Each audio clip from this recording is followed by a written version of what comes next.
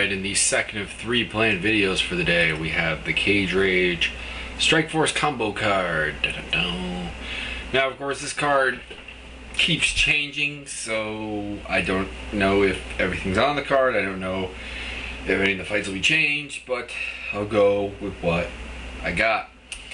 Anyways, first we have Justin the Silverback Wilcox versus Mitsuhiro Ishida. These are two guys who are primarily wrestlers. Wilcox is apparently an NCAA champ. I don't really follow NCAA wrestling. I'm sorry. Ishida, of course, we know from Pride and Dream. He is a fantastic wrestler with really better striking than people give him credit for, but still not great striking. And he does have some submissions. In this fight, Wilcox has shown somewhat of a propensity to still get submitted, as his submission loss to Chad Reiner kind of indicates. Now, he is a big guy, so the question is, can Mitsuhiro Ishida take him down and control him? I think he can. I think he'll do so. I think he'll tap him out in the second round, which is weird, because I don't think I've ever predicted an Ishida submission before in my life. But this is the type of thing, because he only has one in his career. But he does have some subs, and you see them periodically.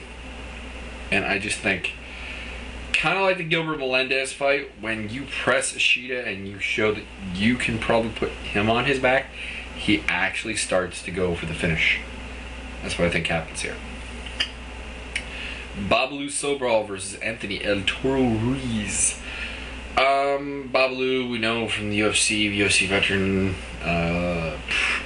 outstanding wrestler, outstanding grappler, pretty good kickboxer. He's facing Anthony El Toro Ruiz, who's a good striker, has some decent wrestling skills, but on the ground is somewhat clueless. I think Babalu takes advantage of this. I think he may strike with him in the first round, but I think he eventually takes him down. I think he submits him in the second round with some kind of choke, probably. I mean, it's just, when you look at it, the only place that Ruiz may have the advantage here is on the feet, because I don't think Ruiz has the cardio to match Babalu either.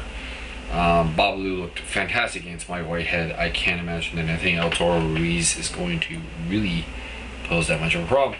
Next, we have Ash Bowman versus Josh the Punk Thompson, which is weird, because Josh the Punk Thompson is fighting a 3-round fight, and he is the champ. Go figure. Ash Bowman, what do we know about him? He's not a terrible fighter, but the man is very prone to getting submitted. Josh Thompson is phenomenally well-rounded with very solid wrestling, striking, and submissions. I think this fight ends pretty quick. I think Thompson takes him down. I think he submits him relatively quick and in semi-impressive fashion. Next, we have Corey Devella versus Terry Martin. I'm going to go with the underdog, Corey Devella, in this one.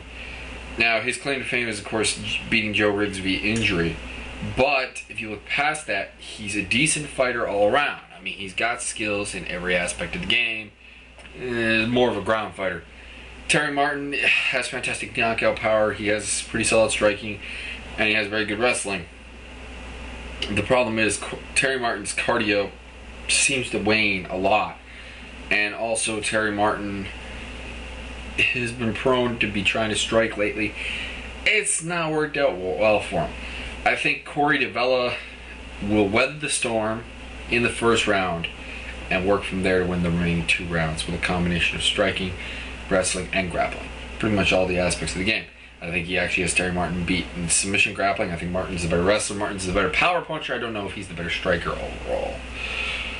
Lee the Bulldog Remedios versus Robbie Olivier. Both these guys are solid grappling machines. Bulldog was in the UFC way back when. I'm going to take Robbie Olivier because he's been a little more active lately, and I think he's just a better overall fighter. I think he's better at every aspect of the game, basically. I think he wins a judge's decision because the Bulldog, if I'm not mistaken, has really... Oh yeah, he has been finished twice. Pardon me. That being said, I'm going to stick with my guns. I'm going to take the UD just because I don't see this fight being finished. Brad One Punch Pickett, another guy who's pretty well rounded against Lithuanian fighter. And he is Jazz Buddhist. I butchered that, and I'm pretty damn well sure I did. I apologize. One Punch Pickett is going to, I think, push a pace that Jazz Buddhist cannot match. I think he'll take it to the third round. I think he'll TKO. I mean, Jazz Buddhist is a slightly larger fighter. I think that may come in handy early, but I think Pickett is just going to push a pace that he cannot match, and it's going to wind with the finish in the third. Pickett is a pretty well-rounded fighter in all respects. From what I've seen, he does like to push the pace, and I think that's what's going to win him this fight more than anything else. Next, Kazuo Masaki versus Joe Diesel Riggs. Every time I pick against Masaki, the man wins. Every time I pick for him, he loses. It's a little weird. So you may not want to listen to me on this fight. Both men are fairly well-rounded. I think Masaki's the better striker. I think Riggs is the better wrestler. I think Masaki's the better grappler. 2 out of 3 usually means I give it to Masaki. The other thing with Riggs, he's sometimes inconsistent. He is coming off a fairly serious injury that I alluded to before in his fight with Corey DeVella. I don't know if this is his first or second fight back from that. I don't recall. Let me have a quick look.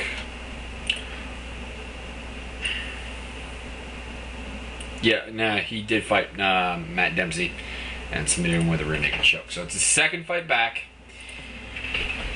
So he shouldn't have injury issues. But I mean, Joe Riggs is just one of those very inconsistent guys. I don't really like the idea of picking.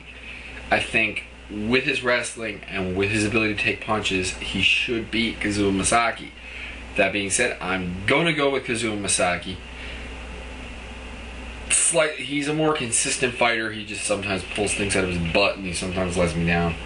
But yeah, I'm going to go with Masaki. Riggs is a pretty tough guy to finish, so I'm going to go with a unanimous decision win for Masaki.